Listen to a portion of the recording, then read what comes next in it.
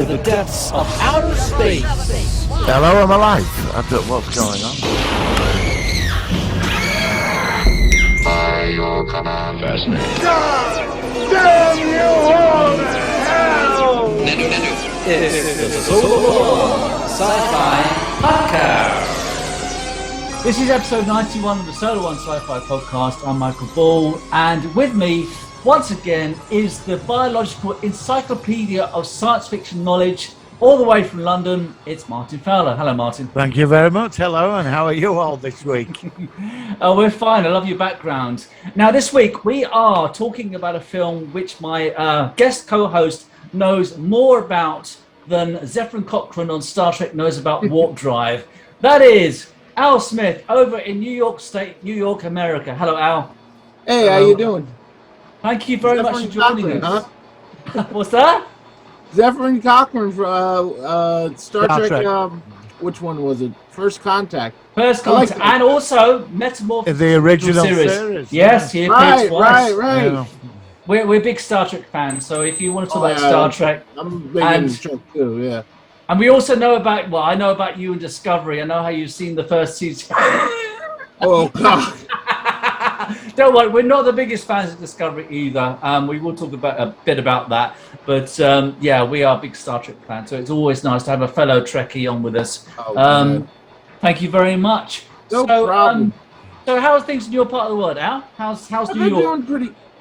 Doing pretty good. Like I said, well, I didn't say it yet. I saw Afterlife twice this past weekend, and I was just elated with it. I mean. Yeah. After the pandemic and everything, there was a part of me where I was like, oh, is this movie ever going to come out? And now that I've seen it, it's like I'm trying to process. Yeah, sort of assimilate it, get into the way that you. Right, the thing is, you'll probably now thing is with these sequels, when you look at the original shows or the original films, it can reinterpret your whole appreciation of the franchise. So you'll have to integrate that into those first two films. Right. And sometimes you see them differently, and sometimes it works and sometimes it doesn't. Like the good example is the Alien prequels, where they're completely messed up those originals. And of course, some people have to disregard those because they're so completely changed the whole of the original Ripley film. So, but I've not seen the new one. I know that Martin has. I've seen it, yeah. And I know that it has gone down well with a lot of people. It's very one for the fans, which of course, I mean, Al, I think I first heard about you with the Answer the Call on YouTube when you made those videos about, rightfully so, how you were quite negative about that film. And I think a lot of people felt like you did, but it was completely disregarding the original first two movies. Martin, did you like the original? Did you like Answer the Call? Yeah, I adored it. I thought it's a tribute movie, and it was a great way to cross over, and finally to get a new franchise off the ground. What, the new one? I'm talking Afterlife. I mean, Answer the Call. Did you like Answer the Call with the female Ghostbusters? Oh, do we have to talk about that? I mean, I did go see it. And it was just a fuck up. It just gets it. I watched it the other day actually because after I need to see it again. All the Ghostbusters movies, right? And so I watched the original two first, then I watched that.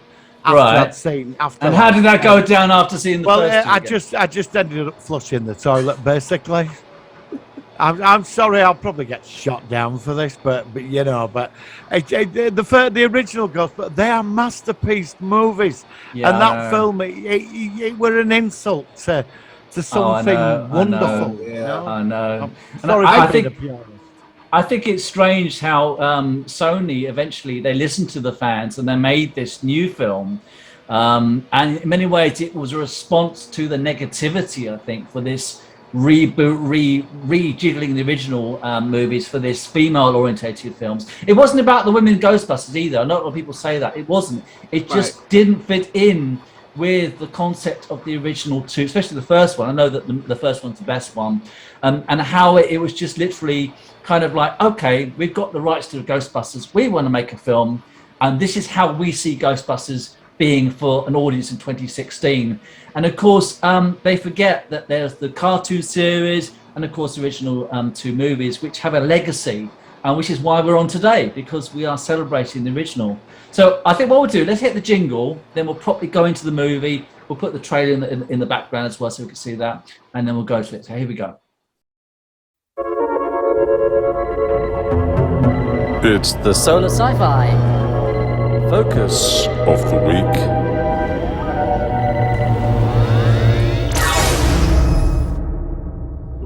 All right, so in 1984, a film that came along starring Bill Murray and Dan Aykroyd et al.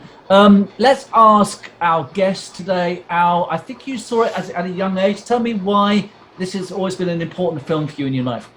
Well, actually, it's my first clear memory in life. I remember it had to be on HBO, and I was in my playpen watching it.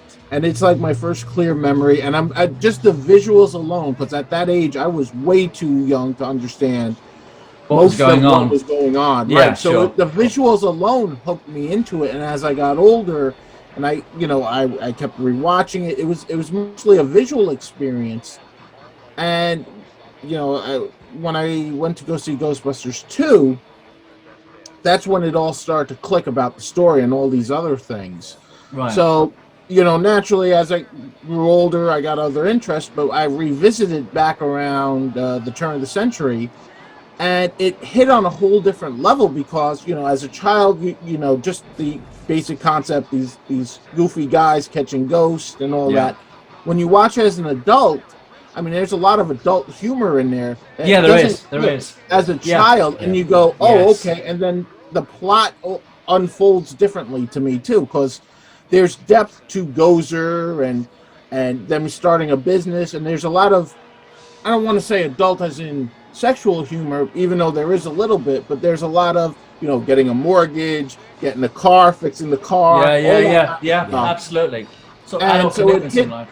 Oh, it totally hits on totally different levels as you get older, so I think that's why it ages perfectly. It's aged very well. It's actually aged very well. I mean, you watch it now and it still just looks so... It's funny because there's a film reviewer called Mark Kermode who was talking about the new Ghostbusters.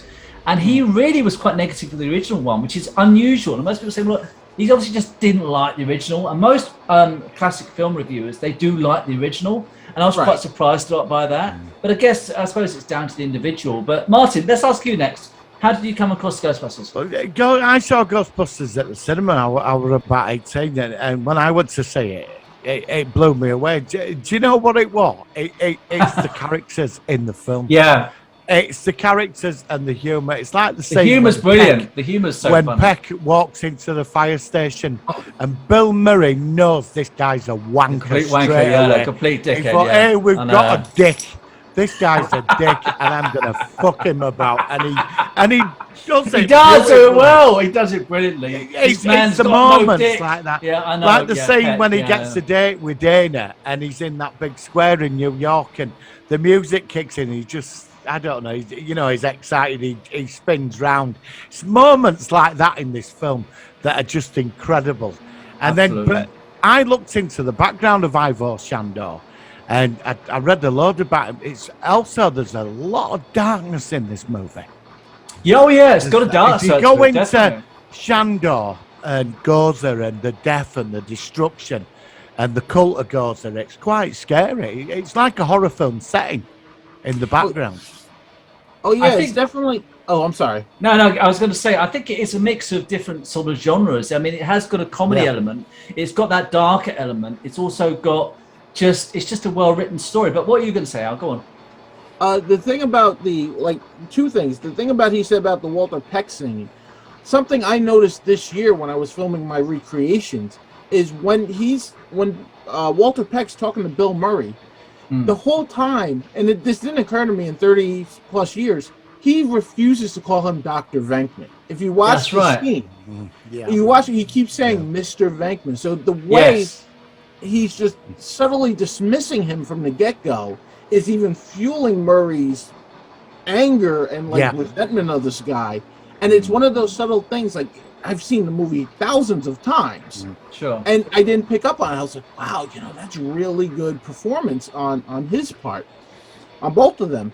And the second thing with Gozer, I mean, it's all stems from like a Lovecraftian thing and all that, but it gives the character depth. But in the first film, there's history behind it. It's not just a force of nature, but it's still omnipresent. You know what I mean? And then at the end, when you have the manifestation at the temple, it's just like, okay, now this is hitting on all cylinders. And like I said, I just loved it. And the mythology, even 2 movies in now with Gozer, I still want to see more of Gozer. Like, I want to know the backstory. Yeah. What we're interested about Gozer, though, because it's like an omnipotent entity that travels from dimensions to destroy, annihilating worlds in chosen form. But when it gets to Earth, it ends up taking 3 geniuses. And Winston, it was like, he's meant to be like the everyday guy on the street who works with them. And like, they take, it's like they've got science to combat mystical, like, events, you know, to counteract it. And Gozer turns, and Gozer becomes an idiot, really, because he chooses to stay Marshmallow Man, which is just insane. You know, this is this all-powerful, godlike entity, annihilates worlds, and it doesn't think. You know, it looks into Ray's mind and it goes, Stay Puft Marshmallow Man. Right. And if I were Gozer, I'd be bloody embarrassed. It is strange because when I first saw the film, I was about 12, and my mum took me to see it. I think we went with a friend from it was like my birthday. I don't know what time of the year it was released in the UK, but for some reason I think it was when it was my birthday, maybe not. And it's funny because it did have some adult elements in it. There's a bit where Dan Aykroyd's character is like he's almost having an erotic dream, and like his flies are being undone, and he's going like that. And like, although I was kind of not a kid, it was kind of that point where I thought, my mum was like, this film's a bit rude. I mean, she was really sweet. I mean, she's kind of a bit sort of like uncertain whether it was quite suitable. I think it was a PG in the UK. What was the rating over here, Martin? Do you remember what it was? I think it was. Must have been PG, wasn't it? It'll have been an A back then. Our ratings were different. It was an A. Was it? Right. I think that's where we used to have a different rating system back in the 80s. Right, I think the first PG-13 movie was actually like around this time with Indiana Jones and the Temple of Doom. Right. Because before that, PG, it was just PG and R. That's right. And then they had had to create a whole new thing. So I think had it been released past that, it would have been PG-13 just from that scene alone. But yeah, because we had 12. I don't know when rating 12 came in over here. I think that was in the late 80s, Martin. I don't know when that was. I reckon it would have been a 12, but I've got a feeling it was a PG. But whatever. But I just remember how it had so many. It's like recently, I had about a couple of years ago, because I used to do a podcast with some other friends in America. I tried my very first Twinkie, because Twinkies you don't normally get over here apart from specialist shops, and I liked it. And of course, all I could think of was the scene where the guy was saying, "That's a big Twinkie," and all that talk. And it's weird how elements of the film, even now, all these years later, certain things bounce back.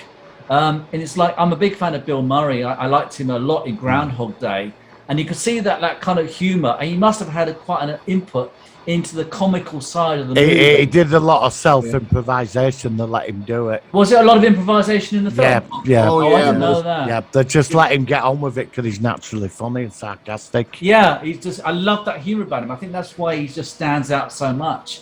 And I'm hoping, like I said, I've not yet seen it, but I hope that some of that, I know they're going to be into a lesser degree, but in the new movie, whether Bill Murray is still quite funny, the new one, I would imagine he must be somewhere, but I'll have to wait and see until I've seen it.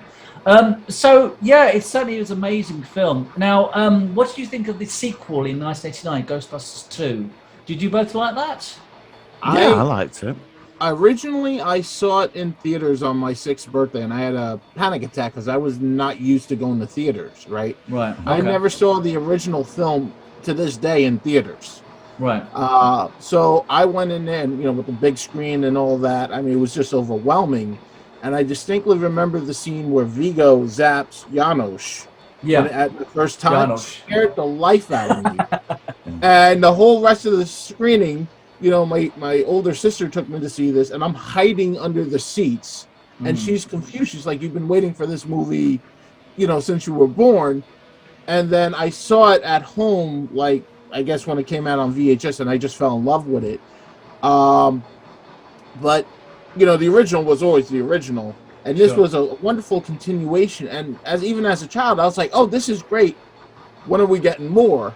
Yeah. And then it began the whole 30. Well, that was going to be my next question, because obviously we had the Ghostbusters cartoon, which I remember seeing in the UK, and I keep thinking until now, why it was like, you think of the Star Trek and then Next Generation, you had all these TV shows. Why was there not a live action? I mean, would you have both liked to have seen a live action, say, 90s series of Ghostbusters? Oh, of course. I mean, I'm surprised it never happened in many ways, because it certainly had the audience for it. I think it was twofold. I think, one, the special effects would have been too expensive at the time. Oh, especially for a TV budget. And two, Bill Murray famously didn't want to do Ghostbusters and all that because he didn't want to degrade the original, and he didn't have such a great experience on the second one. Right. And plus, he had a famous falling out with Harold Ramis on the set of Groundhog's Day, and I guess at that point they didn't even want to be around each other. So that really held up, why we never got a film back in the 90s, because there were plenty of attempts. Yeah, I mean, it's one of those things that always sort of meant to happen sooner. And the thing is, because I saw on your non-spoiler review when you were talking about where it's going next for the Ghostbusters franchise, and I mean, the thing is now, I mean, like I said, with some of these new shows like the Star Wars going into TV with the Mandalorian, the Book of Boba Fett, these to me are not TV shows. They are almost like movies at home. The quality of what they're doing, so it makes me wonder if potentially a TV show of Ghostbusters, obviously not with Bill Murray because he wouldn't probably do it, they could do something with the good quality. I mean, do you both think that could both happen if Afterlife is a real big success? I mean, I would have thought it'd be likely myself. I think that's you get the best mileage out of it, to be honest with you, because with movies, ultimately, I feel with Ghostbusters, they run the risk of being formulaic, where it's reestablishing the franchise and then world-ending event. With a TV show, you can do individual ghosts and individual storylines and get more story content out of it. Right. Where you don't necessarily need, Gozer or Vigo's returning again and it's the end of the world. You can just have the Ghostbusters encounter a poltergeist of grandma that just refuses to leave for whatever reason and get humor out of that, So yeah, absolutely. That would be my route. Yeah, it's certainly interesting. I think what you got to be careful of though, it's that you see when they did that new Ghostbusters film a couple of years ago, and everybody outcried about it. That if you're going to do a TV set, I agree, it could be done, but if you're going to go into this, you're not going to get what you got in 1984. Oh yeah, I think that's we're purists, and there is a lot of purists out there, which I'm not saying is all wrong. We're all very protective over certain films like Back to the Future, Ghostbusters, Ferris Bueller's Day Off. These are films that you can't redo those. You cannot redo those. You don't want them touched, and I think it could be done, but the writing it'd have to be where they're going to go with it. It would be interesting, but again, a lot of people. Like that new film that came out, everybody panned it, didn't they? It was an insult to the original movies. And, again, they did it with Amando, but that's a new thing, isn't it? It's a new character. I don't know. I'd love to see a Ghostbusters series. I would love, with that kind of writing and the innuendo as well. I personally think it's down to the people who actually make it, if they get it. Now, the good example is, from what I see of Afterlife, that they get it. They get what Ghostbusters is about. Oh, most definitely. And same with Dave Filoni and the people on the Star Wars, on the TV show. They get Star Wars, at least at the moment they have. So when you watch The Mandalorian, it's Star Wars. And it's everything, for me, it was everything I've ever wanted in Star Wars. When you get the Star Trek franchise, which I've always preferred Star Trek to Star Wars. I know it's going back there, but I've both got to mention it quickly. They don't get it. They don't get it. They try. They interpret it, but they don't get it. There's something about it which is hard to define what it is. Yeah, but Ivan Reitman's son got it, didn't he? That's what I'm saying. When I saw He totally got it. I mean, now, all right, it's a tribute movie which connects up beautifully. That What's doesn't the matter. It second can be. movie? There's nothing wrong with Yeah, nothing but- wrong with a tribute movie. Nothing I'm wrong with not that at saying all. there is, but Yeah. what I'm saying is, what's the second movie going to be like? Because this is where they're cut loose now. They're free Yeah. now to do whatever they want. Where does it go now? What Right, do they do? It definitely has legs to go wherever it wants to, and I think key to it is stop trying to capture lightning in the bottle with the original. Right. I think make you it go have in its to- own direction. Yeah, I agree. Yeah. You have to go in its own direction now because we've had basically 3 other movies from the original trying to, in some aspect, trying to capture lightning in the bottle again. You know, the second one, as much as I love the second one, it is basically beat for beat a copy of the first one. Right. Right. The reboot is exactly the same with no connection, which I think was its fatal flaw. Afterlife, it ties up loose, and so I don't want to go into too many spoilers because I haven't seen it, but it definitely resolves some things, and now that door's open where you can go, still stay true to the franchise, but you can explore different things. You know what I mean? We don't need another. Oh, we're going to go back into business yet again, or all that. I mean, you could. It's done, is what you're saying. It's done. Right. Yeah. Yeah. Like without going into spoilers. We've seen that story, now cut loose. Now really explore it and you know, all different types of ghosts, and especially if you go international or cultural, you have all these different elements of like What, like Men in Black or something like that? Right, yeah, right. Yeah, I can see that. Actually, basically do Ghostbusters International, but actually do it good this time. Yeah, because Men in Black was terrible. The international one was awful. But yeah, I know exactly what you're saying. Yeah, they had a golden idea there, and it's just like I was watching that thing. I was like, "You're just piling this into the ground. Like this is embarrassing." It was terrible. It was terrible. Yeah, I mean, they did it with the Superman movies, though, didn't they? You remember after Christopher Reeve, they brought Superman Returns, Right.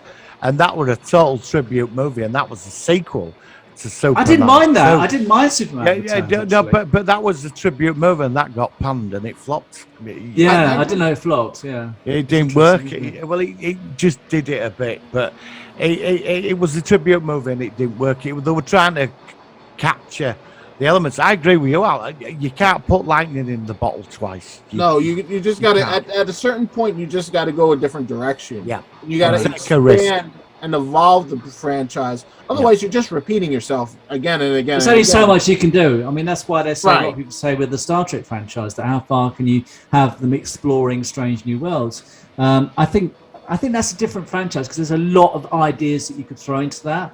But I think in Ghostbusters, it's definitely not had enough. I mean, what do you think about some of the storylines from the cartoon series? Can some of those maybe work out into some live elements? Definitely. Yeah. Yeah, Definitely. I mean, I've not really seen that for a long time, so I don't really remember the actual show of that. I mean, Gozer has a family, you know. Oh, does he? I don't know. Gozer. There's Tiamat. I think it's another. Right. Vanquished Yeah, I read that in the Gozer. comics. In the comics and in the like the background in the Bible of it all, there were Tiamat got rid. The followers of Tiamat kicked Gozer out of our reality. I mean. There's like a family. Is there any more of them out there? These like godlike entities. They were all malevolent. None of them were sort of decent. Yeah. So, talking about the new Afterlife, how's it doing in the box office, Al? You must be following how it's doing. It's doing right now. From the recent report, it did 44 million domestically here in the U.S., which was above what they were expecting. Right. And internationally, it did 16 million. So it's about 60 mil right now on a $75 million budget, which is really good considering it's only been out, less than a week. Right. I think it'll have legs over, Thanksgiving, obviously. Yeah, I was going to say. It's done rather well in the UK. It's had it's gone down well here. Right. Yeah. I was reading up on Facebook. Everybody just praised it and. Been on a few websites. They reckon it's gonna be a big hit. So I think it's gonna do well. I think word of mouth's gonna really push it. Sorry, I didn't mean to interrupt you. No. I was just going to say, I just remember how many delays there were for this movie. I remember some of your posts where you go like this. It's been delayed again for another 6 months. I'm not laughing, but it was just interesting. Oh, I know. I was as a fan, heartbroken. how the despair. It's a long time to wait, and now you finally got to see it. And it's strange, isn't it? I suppose for you that you're past it now. It's in your past. Oh, it's such a weird feeling because there are other movies I'm greatly looking forward to, but none on the level as Afterlife. And now having seen Afterlife, I'm sitting there going, okay, I got to readjust my focus here. Like, that's the thing. It's strange, isn't it? Yeah, I know what I mean. It's all about the anticipation. I think that's part of what these films are about. I mean, the next film I look forward to is the Matrix film, which is out in December. I'm a big fan of the Matrix, but again, you don't know what to expect from a lot of these films, do you? So it's always, as you say, what I think with long-term franchises, you always worry that a new incarnation might damage what's gone before. And that's why you think of the Alien franchise, the Terminator franchise, for example. How... didn't they? I mean, I didn't mind the most recent Terminator movie, but like I said, you never quite know what they're going to do with it, and whether then you'll then reevaluate your favorite movies because they've shoehorned something in. Right. Like going back to the Alien movies, now you can think every time I watch like the original Alien, you're thinking, well, that's the ship that was in Prometheus, and the builders are now all this crap that they threw in, and it's like, I think the first Prometheus was fine. I like that. Once they got into Alien Covenant and they put too much emphasis on David. Yeah. And I was like, he's just an android. Like he's not this mythos creature you're trying to build him into, like the creator of this. I was like, why are you going in this direction? Yeah, I couldn't understand that. Actually, when I watched it, I was like, what? It's they created the xenomorph. And I'm sat there. I was like, "What is going on? I want to see the engineers." We've got to review that. We've got to do a podcast for that soon, definitely. And it was just pointless. I switched it off halfway through. I thought, I'm not. Did you joking? Did you actually not watch the end of it? No, I don't. I just gave up when I found out he was creator of. I just switched it off. I thought, well, mind my language, but fuck this. I'm saying some fucking alien for me. I'm sorry. Come over to you. Oh man, like Ridley Scott must be insane at some points because he starts out with great ideas. Yeah. And then I think because recently he was in the news for like bashing superhero movies and cell phones or whatever. Like Ridley Scott, I think, has an ego where he thinks every idea he has is genius, and then and it doesn't work out like that, does it? Oh no, proved that. I was like, because I think Ridley Scott. I was going to say Ridley Scott's going on about the TV version of Alien, which apparently is coming out. But the series has been, I think it's been made now. They're actually Mr. H reviews. Well, they actually made it. I think they're starting it now. Yeah. There's going to be an Alien series. He wants to do a Blade Runner series, which I think has legs, especially after Blade Runner 2040. 40 something, wasn't it? Oh yeah, the second Blade Runner was the rare example of a sequel being better for me than the original. I loved it. I loved Blade Runner. Oh yeah, I liked it as well. Marvelous, that film. Yeah. I mean that whole world has so much to still be explored, especially with the getting off of Earth and that. Yeah. But Aliens, this one, apparently the TV series is going to take place on Earth. And I'm sitting there going, That's always been kind of like the sort of long-term plan for the aliens to Right. go now. Oh, yeah. I mean, it's one of those things We've had like, them on Earth. We got them in that town, didn't we? When the new. What, you mean Alien versus Predator or something? I went to the cinema to see that and nearly walked out. I thought this can't get any worse. I thought from what little I could see of the actual movie, because the movie was so dark.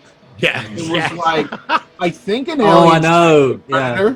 I thought that Requiem was so dark. I literally had to turn the brightness up on my telly to watch it when I first watched that. It was that dark. I didn't mind the first one, set in Antarctica. Right. I thought that was quite interesting. The sequel was awful. Requiem was terrible. Yeah. So let's go back to Ghostbusters. If you had a film producer who was actually, let's say they make a sequel to Afterlife, who would you like to be the person who made Ghostbusters Afterlife 2? Who do you think would do it?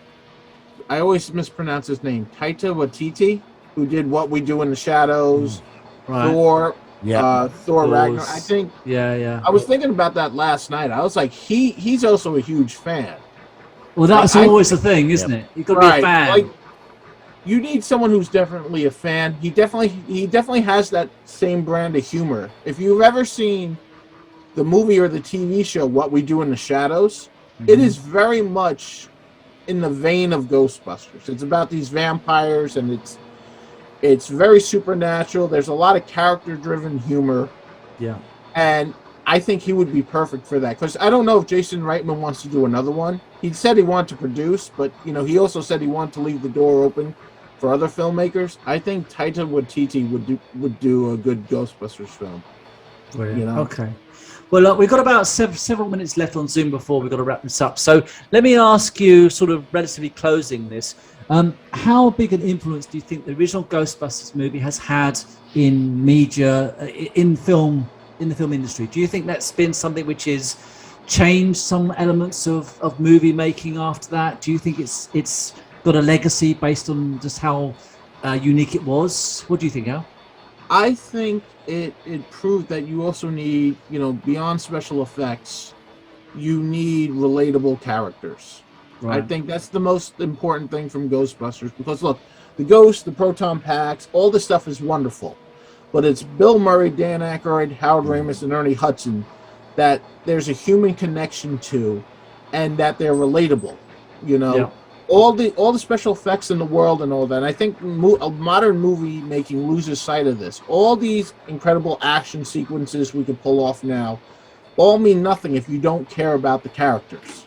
Yeah, right. Absolutely. And with Ghostbusters, they're not superheroes. They're everyday people. They happen to be scientists, but they're not like super enabled. They're not invulnerable. There's vulnerability. There's humor. The way you react. I think that's the crucial lesson to learn from Ghostbusters is you need those characters that are relatable and likable to drive the ghost and the special effects and all these kind of things.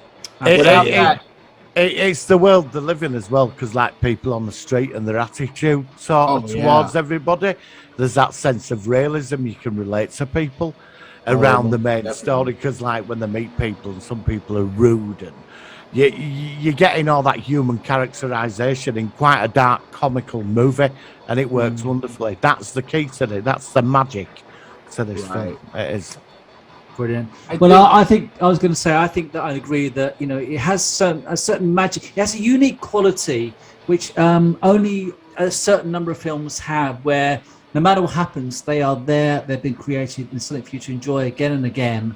Like I said, don't reboot it. Like I said, that's shown why it was, as you've already said, catching lightning in the bottle. You can't do it twice. No. And that's why when you find these rarities that actually do that, you've got to appreciate them and enjoy them for many years, for as long as you can. You know what I mean? Oh, most definitely. Yeah. Well, thank you guys very much. I mean, I'll sign off in a minute with you, Al, because, like I said, we've got about 5 minutes of Zoom time, and then I'll come back with you, Martin, just for a bit of sci-fi news. Al, tell me a bit about your channel. Where can we get hold of you if we want to follow you on YouTube?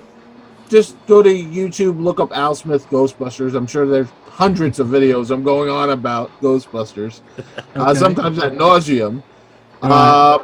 So I'm on there. That's my primary thing. I also have a Facebook page for the channel, but I'm trying to get off of Facebook because of all sorts of issues. But mostly, you get all sorts of hassles and stuff. Yeah. Oh yeah, just drop on by in the comments. I usually try to get back to most comments when I can. Sure. And I'm just happy to do it. I'm going forward. Hopefully, there's some more Ghostbusters news, because I'm running out of stuff. Like, okay, I could talk about my other stuff too, but Ghostbusters is the main draw, and it's like, okay, what can I say now that I haven't said 20 times? No, but even so, it's always interesting to get your perspective. Al, we'd like to, if you don't mind, at some point, we'd like to have you back on the show at some point. Sure. I'm sure there's plenty of other films we can discuss with you. Thank you again very much for joining us. We really do appreciate it. No problem. Thank you so much for having us. All right, cheers, buddy. Thanks. Cheers, Al. We'll talk to you again another time. All the best. Thanks again. Thank you. Cheers, Al. Bye. Bye. Okay, well, thank you very much, Al. What we'll do now is we'll go into the Solar One Sci-Fi News, Martin, and we've got a few things to talk about. Here we go. So in the Sci-Fi News. Right. Oh, thanks to Al. That was great for him joining us on the show, which is really kind of him. So, news. We've had new Star Trek Discovery and new Doctor Who as well. So, Martin, which one of those do you want to talk about first? Well, do you know something? Do you know something? I don't mind actually. I don't. What's that? Because I am gonna. I had to call. I was out on Saturday. I met some friends, and it was mentioned. And basically, everybody except one friend said, "Well, it just won't give Doctor Who any time at all." But even like he had to have sort of admit, well, it was still crap, but it was okay. Semi-crap, yeah, semi-crap. You know, because I suppose I've got to, 2 years of it, but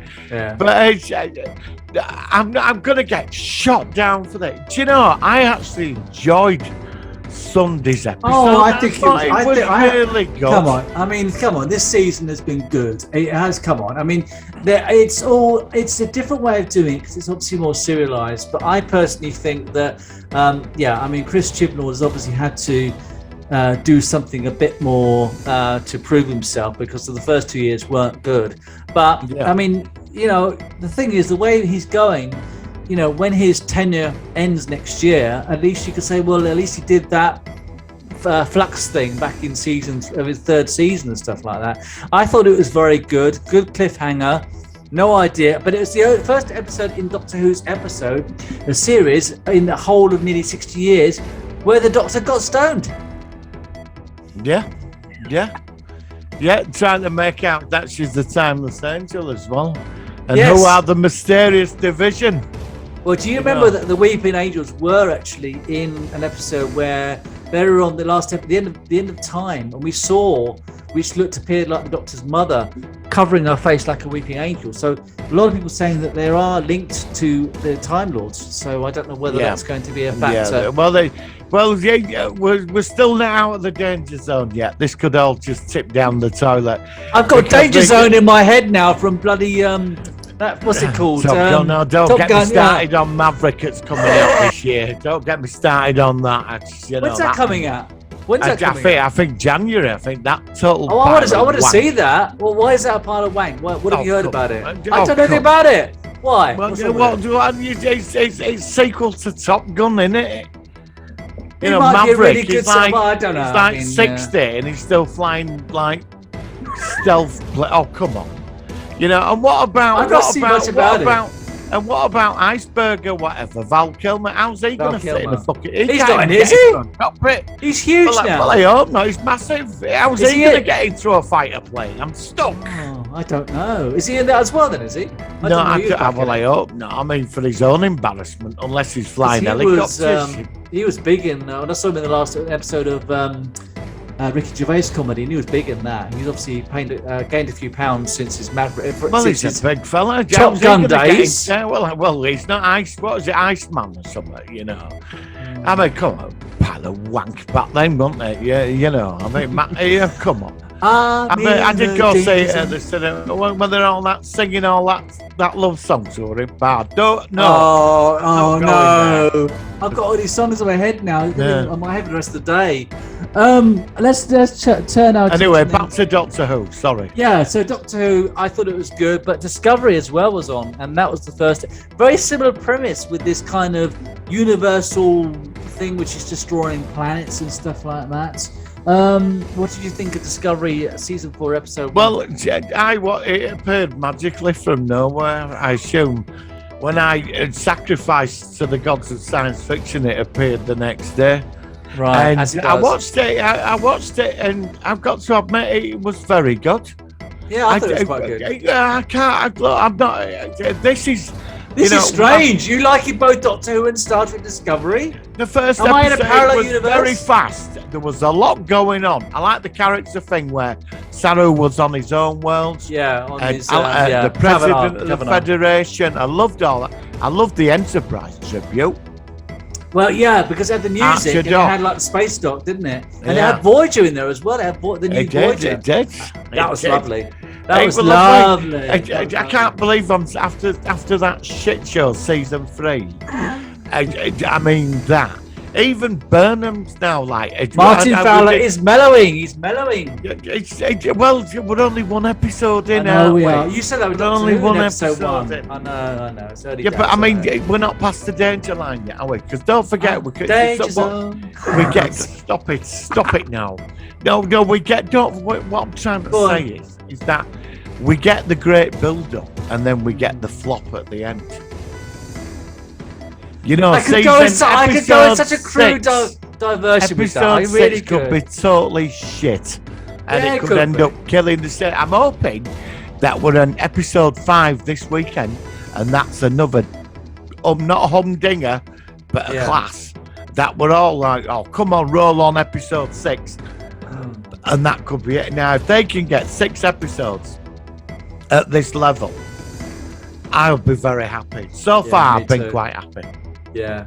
I mean, I heard talking about another Star Trek series, Star Trek Picard. I didn't know this, that Denise and Mike Okuda, who did the Okudograms and all the graphics, they are in on season 3 of Picard because it's going to feature a Federation ship. So, you know, if there's one person who knows the panels and all the graphics and all the continuity in Star Trek in 24th century, it's going to be Mike and Denise Okuda. Yeah, so I'm that's friends with really them good. Facebook. Are you? With them. Yeah, they're a really nice couple. They're really nice. They're really cool. Yeah, I've heard about that. I mean, I've never had any interaction with them myself, but I do know that they're really just a big sci-fi fans, and they've done so much of Star Trek. Well, in I the think background. they did Star Trek Encyclopedia back in 90s. Yes, they did. They did. Yeah, do one I got it bought for me. Yeah, I love the encyclopedia. I've still got it somewhere, and it's really. I was always sad. They did update it once, but since I think they updated it during Voyager or something, but it's still missing the last sort of few years of the pre-2005 era, you know, the 2005, which is when I still think Star Trek probably ended. So, yeah, that was good. What other news have I got? What other news have you got? Let me check while I ask what you've read about this week. Anything that you've come across? Anything else? No, he says. That's it. Silence. And that's the end of the show this week. That was nice talking to you. Now, let's have a look. I did see something which is quite interesting. Ridley Scott confirms that there's work on a new Blade Runner TV series. Have you heard about this? I've given up on Ridley Scott. Well, following on our conversation we just had. No, the guy reckon, all right, he's an artistic genius. Back in the day, did some like real artistic, super intelligent, clever movies, but you know, he goes on about Marvel superhero movies. Explain Alien Covenant. You know what I mean? Explain it, because you've just gone and totally messed up the Alien franchise. Yeah, exactly. So I'm sorry, Ridley Scott doesn't hold that much for me anymore. No, I'm actually I think it's going to be interesting. Actually, maybe soon we should do a show focusing on Prometheus. I'm up for that. I'd like to do Warlords of Atlantis, actually. Okay, well, I'll tell you what we're going to, because I've done the graphics. I'll just give you a quick schedule of what we're doing. Next week, with your permission, we're going to do 80s The Twilight Zone.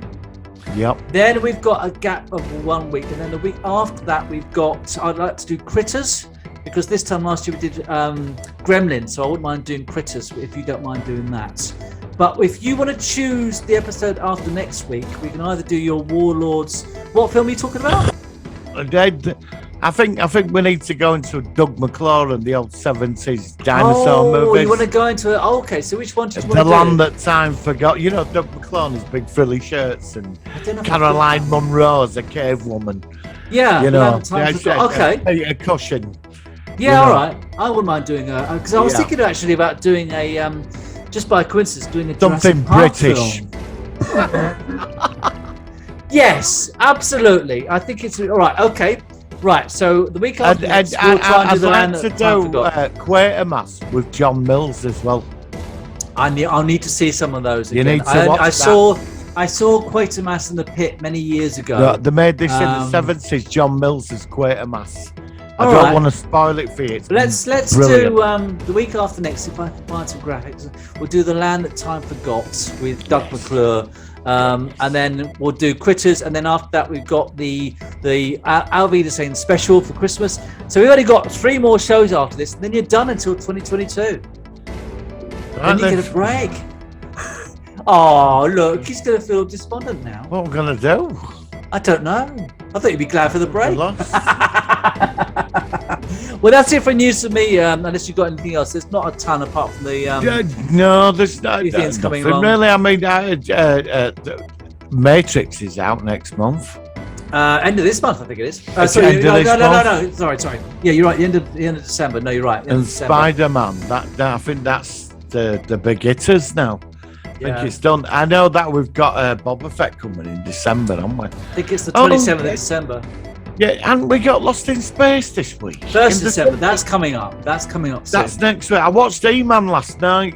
You know, the new He-Man they've done on Netflix. Oh, what was that like? Well, they all panned it on the first half of it. They put it. Kevin Smith did it.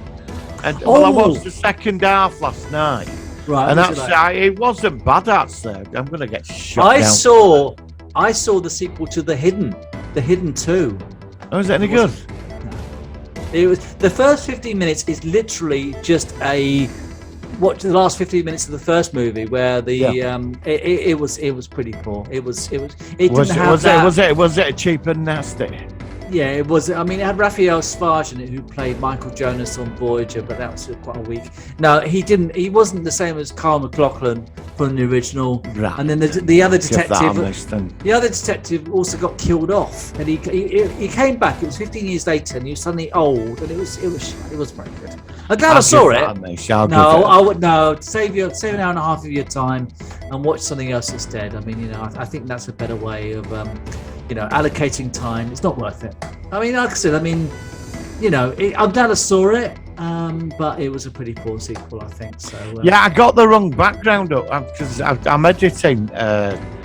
Odyssey I know it's 5 cool. at the I saw moment. that. Yeah, I saw that. And I forgot to change my background when I went on to Zoom because I That's set all the right. background before I edit. I set the background up so I don't have to Yeah, do well, it. that's what I do. Yeah, I did a And- special. and I set it up and I didn't realise we were talking. I thought I've got Odyssey 5 on, Yeah. But it's, Well, I I do managed to- I recommend you managed- take a look. It got cancelled though. Yeah. Well, I always like your recommendations on your podcast, on your YouTube Peter channel. Weller. Yeah, I like Peter Weller, obviously. Yeah, I I mean, do. I did Robocop in the Star Trek franchise and stuff like that. So brilliant. Okay, well, look, Martin, I think we're pretty much done for this week. Thanks again to Al for joining us. That was really good. I think that Cheers, hopefully buddy. Al- No, really nice guy, definitely. Yeah, and I think maybe I'll invite him for if we do Prometheus, maybe in the new year, Yeah. maybe he'd like to come along with that. I think he's got some. I think he knows Alien quite well, so it'd be nice to get a perspective from him. This week, I think I'm going to have to embarrass myself. I sung a really bad version of Ghostbusters years ago on the old podcast, mixed in some bloopers, and it's really bad. And I don't mind sharing that with the world. You know? No, the world will Why suffer. not? The mean, world like I said, should suffer. If we there's always- suffer, they should suffer. and you can always stop it on YouTube. Have you That's the seen great what you've thing. done to the planet Earth in the background just there? Is that my doing? Is it? Is it That's all right. me? Odyssey 5, now they know why the world got Is that what my destroyed. YouTube channel has done to the world? Probably. I don't know about that. Martin, thank you very much. That was a good show this week. We'll be back next week with the Solar One Sci-Fi podcast with 80s The Twilight Zone, which is going to be really I good. can't wait. That's going to be Great good. stories to talk about with you, so Yeah. that'd be good. Yeah. Martin, thank you all. Live long and prosper. Thank Live you very long much. and prosper.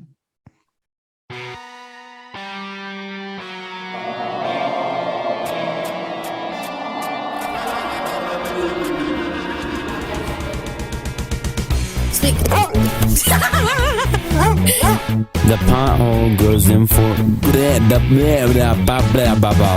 Sorry about that. Let me try that again.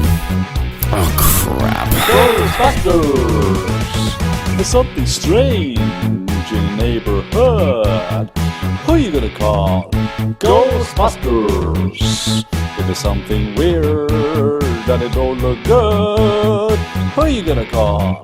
Ghostbusters! Hey, whoa. I'm afraid no ghosts. I wrote you I wrote Michael Bell wrong. It was wrong. What am I, Chinese? I'm afraid of no ghost. And then she pays the order on it. Sorry. If you're seeing things running through your head, Who you gonna call? Ghostbusters! You invisible man sleeping in your bed. Who you gonna call? Guy Williams!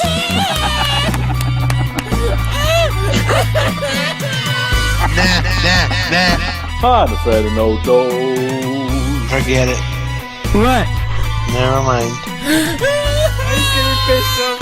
I'm afraid of no ghosts. That sounded like a dinosaur. Who you gonna call? Ghostbusters! You're all alone. Pick up that phone and call. And I think we're smoking. Ghostbusters! I'm afraid of no ghost. I hear it likes to go. Bacon. I'm afraid of no ghost. Sorry. Yeah.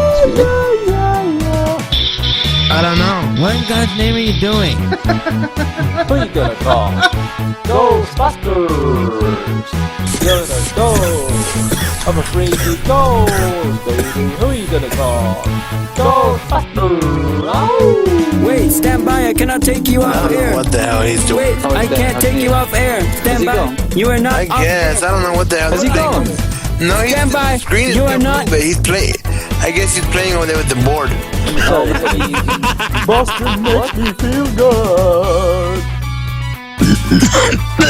You okay? He's puking. I'm afraid of no ghost. What?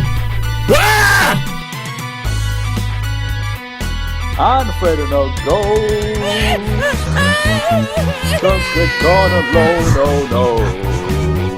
Ghostbusters! Come to this gum. Would you like some more? You gotta go. Ghostbusters! Who are you gonna call? Ghostbusters! Who are you gonna call? Bacon again. Ghostbusters! Think you better call Ghostbusters! Here you call Ghostbusters! You gotta shut up. Who you gonna call? This is the sweet. Ghostbusters!